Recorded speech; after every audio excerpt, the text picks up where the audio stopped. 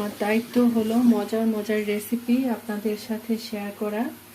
তারপর কে বানিয়ে খাবেন কে খাবেন না সেটা সম্পূর্ণ আপনাদের ব্যাপার, তাই না?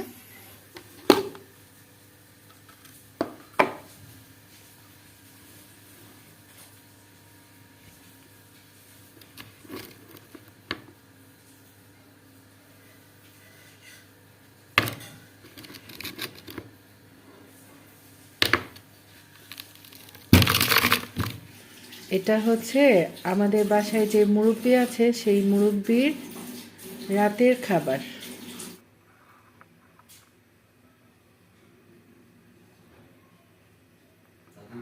এক বাটি ভর্তা হয়েছে। আজকে বকা খাইতে হবে, আপনাদের ভাইয়া বলবে এতগুলা ভর্তা কে খাবে। একদম এটা উঠাতে উঠাতে ভেঙেই গেছে। আজকে বাঙালির সবচেয়ে পছন্দের খাবার রান্না করা হবে। প্রিয় ভাই বোন বন্ধুরা সবাইকে আসসালামু আলাইকুম এবং আদাব। সবাই কেমন আছেন? আশা করছি অনেক অনেক ভালো আছেন। আপনাদের দোয়া আর ভালোবাসায় আল্লাহর অশেষ রহমতে শুকর আলহামদুলিল্লাহ আমি ভালো আছি। বাঙালির প্রিয় খাবার মানে হচ্ছে আলুর ভর্তা, পাতলা ডাল, তার সাথে আরও টুকটাক আছে। আর আলু সিদ্ধ বসাই দিয়ে আমি চলে আসলাম আদা রসুন ব্লেন্ড করার জন্য। আদা রসুন ব্লেন্ড করা না থাকলে আমার অনেক বেশি টেনশন লাগে, তাছাড়া এই কাজগুলো আমার একদম পছন্দ না। আর সেজন্য আমি কি করলাম, আজকে একটু বেশি বেশি করে আদা রসুন ব্লেন্ড করে নিলাম। আর ব্লেন্ড করার সময় আমি এখানে লবণ দিয়েছি, সাদা তেল মানে সয়াবিন তেল ব্যবহার করেছি। এভাবে যদি আপনি ব্লেন্ড করে রাখেন তাহলে অনেক দিন পর্যন্ত আদা রসুনের কালারটা সুন্দর থাকবে আর একদম নষ্ট হবে না। আজকে অনেক মুখরোচক একটা খাবারের রেসিপি আপনাদের সাথে শেয়ার করতে যাচ্ছি, থাকেন আমার সাথে। অল্প করে হলুদ, অল্প করে লবণ একটা দিয়ে দিলাম। আর এখন কি করব, এটা ফুটানো পানি, এটার মধ্যে ফুলকপিটা দিয়ে দিচ্ছি। আর মাছ মাংস ছাড়া আজকে আমাদের খানাদানাটা কেমন হলো অবশ্যই সবাই কমেন্ট করে জানাবেন। আর ফাইনাল লুক তো অবশ্যই শেয়ার করব। এই ফুলকপির চাক ভাজাটা খেতে কি যে মজা, কি যে মজা, করে না খেলে বুঝতে পারবেন না আসলে। তো যাই হোক, আমার দায়িত্ব হলো মজার মজার রেসিপি আপনাদের সাথে শেয়ার করা। তারপর কে বানিয়ে খাবেন কে খাবেন না সেটা সম্পূর্ণ আপনাদের ব্যাপার, তাই না? তো এই তো এটা একটু ভালো করে 5 মিনিট ভাপ দিয়ে নিব, তারপর পানি ঝরা দিয়ে কি করছি সেটা দেখার জন্য থাকেন আমার সাথে।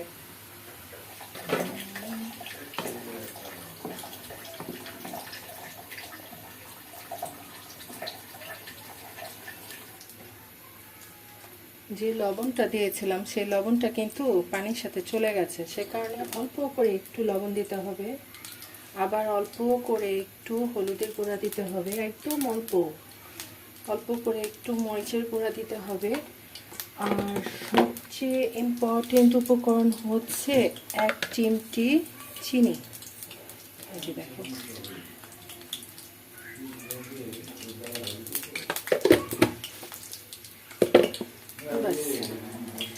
এটা এখন এটার মধ্যেই একটু নাড়াচাড়া করে নেব, তারপর এটা ডুবো তেলে ভাজবো। বাস,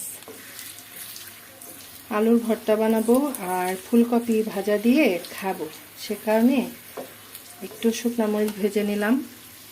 শুকনা মরিচ ভাজার ফ্লেভারটা এত সুন্দর, এত সুন্দর। কে কে পছন্দ করেন আমার মতো করে অবশ্যই জানাবেন কেমন। ব্যাস, এটা হয়ে গেল।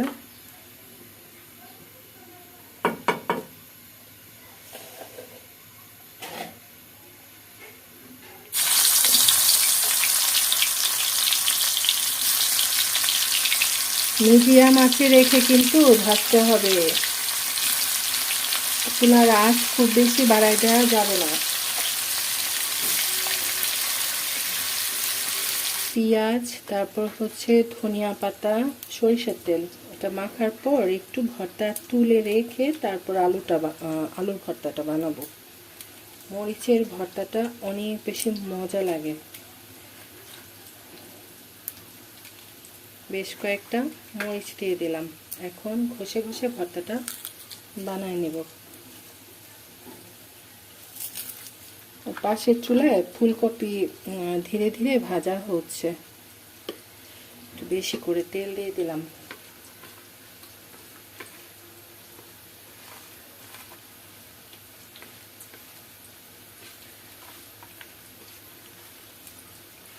একটু দেখাই, এটা দিয়ে ভাত খেতে সেই মজা, সেই মজা। যারা ঝাল খেতে ভালোবাসেন আর ভর্তা খেতে ভালোবাসেন, তাই না?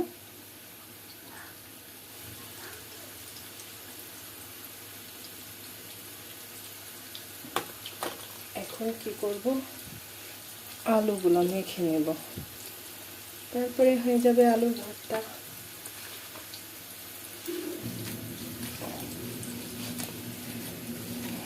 ভিডিও বানাতে অনেক কষ্ট, অনেক কষ্ট, কিন্তু কেউ বোঝে না ভিডিও বানাতে কত কষ্ট। আমি কিন্তু সবার কষ্ট বুঝতে পারি। সবাই অনেক বেশি বেশি কষ্ট করে আমাদের জন্য ভিডিও বানায়। সে কারণে কি করতে হবে, সবার ভিডিওগুলো ফুল ওয়াচ করতে হবে। ঘষে ঘষে আলুর ভর্তা বানাতে হবে, তাহলে বেশি বেশি মজা হবে। আলুর ভর্তাটা বানানো হয়ে গেছে, এক বাটি ভর্তা হয়েছে। আজকে বকা খাইতে হবে, আপনাদের ভাইয়া বলবে এতগুলা ভর্তা কে খাবে। ছোট ছোট পিসগুলা দিয়ে দিই, এগুলা হয়ে যাবে।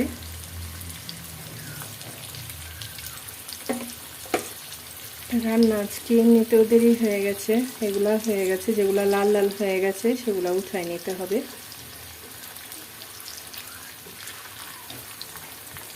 মজার খাবার খেতে গেলে একটু ধৈর্য নিয়ে রান্না বান্না করতে হয়। এটা অনেক মজার একটা খাবার, করে খেলেই বুঝতে পারবেন যে আপু আসলে এত মজার একটা রেসিপি আমাদের সাথে শেয়ার করেছে। দেখি আরেকটু লাল হবে। আসলে কিছু কিছু বিষয় থাকে, সেটা অস্বীকার করার কোনো সুযোগ থাকে না। সেরকম একটা বিষয় হচ্ছে ইউটিউবের ভাই বোনদের কাছ থেকে প্রতিনিয়ত কিছু না কিছু শিখছি, আর আমি যতটুকু জানি ততটুকু শেয়ার করছি। জানি না কেউ কিছু শিখছেন কি না আমার কাছ থেকে। ফুলকপিটা ভাজা হয়ে গেছে, তারপর আমি কিছু পেঁয়াজ ভেজে এটার উপরে দিয়েছি টেস্টটা বাড়ানোর জন্য। আর আজকের মূল্যবান টিপস হচ্ছে কিভাবে আমরা বছর জুড়ে জলপাই সংরক্ষণ করতে পারবো ফ্লেভারটা এবং টেস্টটা অটুট রেখে। প্রথমে আমি জলপাইগুলা ঠান্ডা পানিতে ঘষে ঘষে ধুয়ে নিয়েছি, তারপর গরম পানিতে ভাপ দেওয়ার জন্য বসাই দিয়েছি। তারপর যখন দেখলাম জলপাইগুলা একটু ফেটে ফেটে যাচ্ছে, তখন আমি একটা ছাঁকনির মধ্যে এটা ঝরা দিয়ে দিয়েছি। তারপরে ঠান্ডা করে প্লাস্টিকের জারের মধ্যে করে ডিপ ফ্রিজে সংরক্ষণ করতে পারেন। একদম বুঝতেই পারবেন না এটা ফ্রিজে ছিল। আরও একটু সুন্দর করে বোঝানোর জন্য আর দেখানোর জন্য আমি কিভাবে সংরক্ষণ করেছি সেটাও শেয়ার করলাম। মুখাযুক্ত একটা প্লাস্টিকের পটের মধ্যে রেখেছি, একটার সাথে একটা লেগে যায় নাই। আপনাদের বোঝানোর জন্য আবার দেখিয়ে দিলাম। প্রিয় ভাই বোন বন্ধুরা, জলপাই সংরক্ষণ পদ্ধতি কার কাছে কেমন লাগলো অবশ্যই জানাবেন। আর বেশি ভালো লেগে থাকলে জলপাই শেষ হওয়ার আগে ভাগে আপনারাও সংরক্ষণ করবেন। থাকেন আমার সাথে। হঠাৎ করে চিনি পরোটা খেতে ইচ্ছা করলো, একটু মিষ্টি টাইপের কিছু একটা খেতে ইচ্ছা করছে। সে কারণে সকালে যে পরোটা করার জন্য আটা গুলানো হয়েছিল সেটা দিয়ে আস্তে ভিডিও করার সময় যত কথা শুরু হয়ে যায় রে, কি যেন বললাম, ঘোড়ার ডিম ভুলে যাই বারবার এক কথা বললাম। একটু মিষ্টি টাইপের কিছু খেতে ইচ্ছা করছে, আর শীতের রাত তো একটু গরম গরম কিছু পেলে ভালোই লাগে খেতে, তাই না?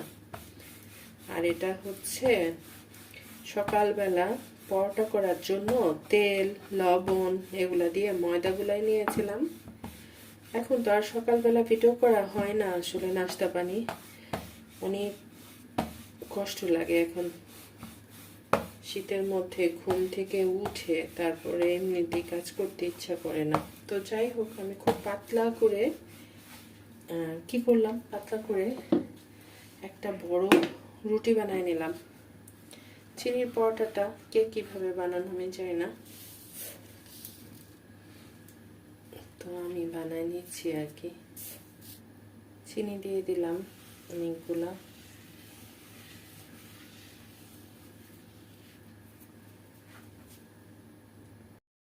সাথে কি করব, অল্প করে একটু গুঁড়া দুধ দিয়ে দিচ্ছি যেন খেতে একটু বেশি মজা লাগে।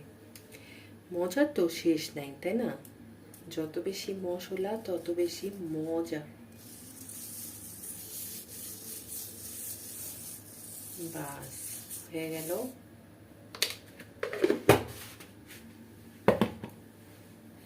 তারপর কি করব, এটার মধ্যে একটু করে তেল দিয়ে দেব।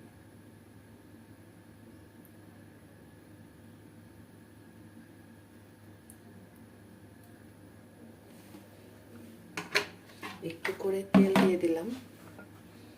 এখন ব্যাস এই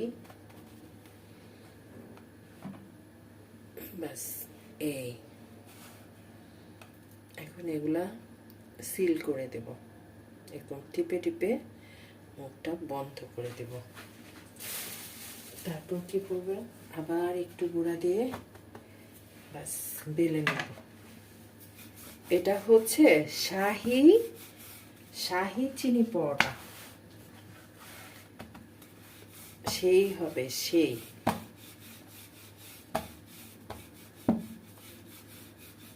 একটু মোটা মোটা হবে,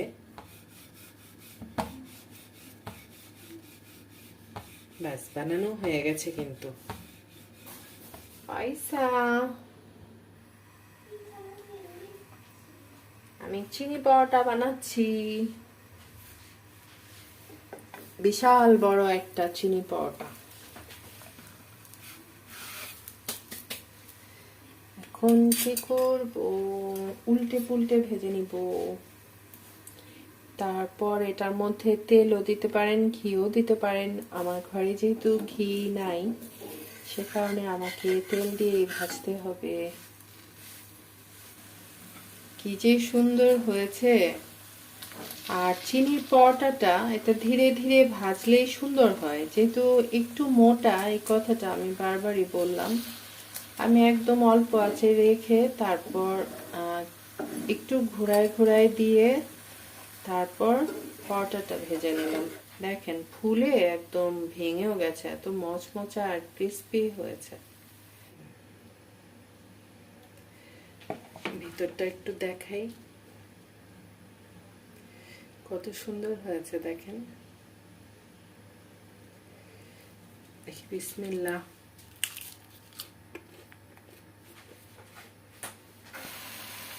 সবাইকে বলে দিব। আর একটু পানি লাগবে মনে হয়ে গেছে। তুমি আমাকে ভিডিও করতে দিতে চাও না কেন? আমার পছন্দ। নিশ্চয়ই গড়বড় আছে কিছু, তাই না? তো মা চুলাটা অফ করে দাও তো। এটা হচ্ছে আমাদের বাসায় যে মুরব্বি আছে, সেই মুরব্বির রাতের খাবার। আমি কখনো তোমার এসব খাই? তুমি যে আমাকে বলছো তুমি খাবে, ফর্মালিটি করছো না? আমি জানি তো। আমি এই নুডলসের গন্ধ শুনলে আমার মাথাটা একদম জাস্ট ঘুরতে থাকে, কেমন যেন লাগে। নিয়ে যাও, গরম গরম খেয়ে ফেলো। নাকি তুমি বসে বসে খাবা, আমি সেটাও ভিডিও করব। কার্টুন দেখবা? আমি সবাইকে বলে দেব, ও নাকি কার্টুন দেখবে আর রাত্রেবেলা বসে বসে খাবে। সবাই খাই ভাবে। তাই তুমি তো আসল কথাই বললা না যে তুমি অত নাটক দেখো আর খাও এটা হলো নাটক। স্পাইসি রামেন আর এগ পোচ। তাই না? সুন্দর হয়েছে না অনেক? হ্যাঁ, অনেক সুন্দর। তুমি খেতে পারো তাই খাও, আমি তো এটা খেতে পারি না, এটা খেলে আমার সমস্যা লাগে। তুমি এত সুন্দর করে আজকে পোস্ট করতে পেরেছো। ঠিক আছে, রাতের খাবার দেখানো শেষ। টাটা, শুভরাত্রি সবাইকে।